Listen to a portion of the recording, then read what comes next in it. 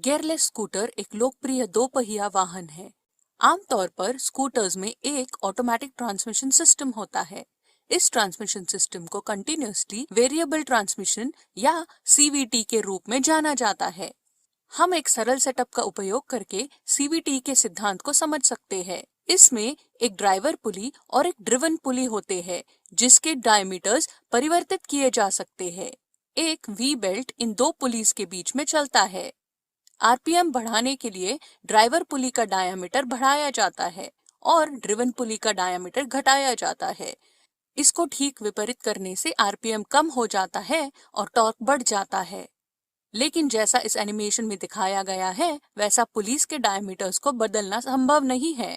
इसीलिए स्कूटर्स में विभिन्न मैकेनिज्म्स का उपयोग करके पुलिस के डायमीटर्स बदले जाते हैं। इसके लिए एक वेरिएटर असेंबली का उपयोग किया जाता है।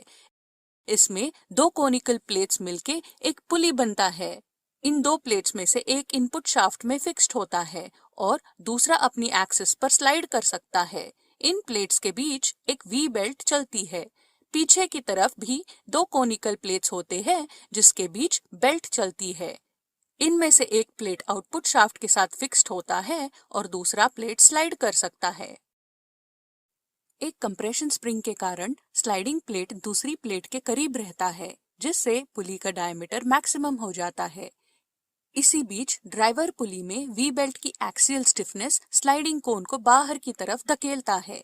इसके कारण ड्राइवर पुली का डायमीटर मिनिमम हो जाता है। ये हाई टॉर्क लो आरपीएम की स्थिति है। आरपीएम बढ़ाने के लिए ड्राइवर पुली का डायमीटर बढ़ाया जाता है और ड्रिवन पुली का डायमीटर कम किया जाता है। अब देखते हैं कि वास्तविक स्कूटर सीवीटी में यह कैसे प्राप्त किया जाता है। ड्राइवर पुली के स्लाइडिंग कोनिकल प्लेट के अंदर रोलर्स या स्लाइडर्स होते हैं। जब आरपीएम कम होता है, तब रोलर्स पुली के सेंटर की पास में रहते हैं। जब आरपीएम बढ़ने लगता है, तब सेंट्रीफ्यूगल फोर्स के कारण रोलर्स बाहर की तरफ स्लाइड करते हैं। वेरिएटर के पीछे की तरफ रैंप प्लेट होता है, जो इनपुट शाफ्ट में फिक्स्ड होता है। रोलर्स जब बाहर की तरफ स्लाइड करते हैं, तो कोनिकल प्लेट को धक्का देते हैं, जिससे ये प्लेट दूसरी प्लेट की करीब जाता है। कोनिकल प्लेट्स करीब आने के कारण पुली की डायमीटर बढ़ने लगती है।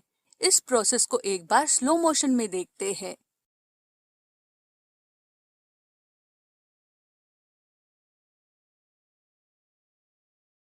यह हाई आरपीएम लो टॉर्क की स्थिति है। इस ट्रांसमिशन सिस्टम में एक सेंट्रीफ्यूगल क्लच का भी उपयोग किया जाता है। इसके भीतरी हिस्से में फ्लाईवेट्स और टेंशन स्प्रिंग्स होते हैं। फ्लाईवेट्स पुली के साथ जुड़े होते हैं। क्लच हाउसिंग आउटपुट शाफ्ट से जुड़ा होता है। जब आरपीएम बढ़ जाता है, तब फ्लाईवेट्स के फ्रिक्शन लाइनिंग्स क्लच हाउसिंग से एंगेज हो जाते हैं।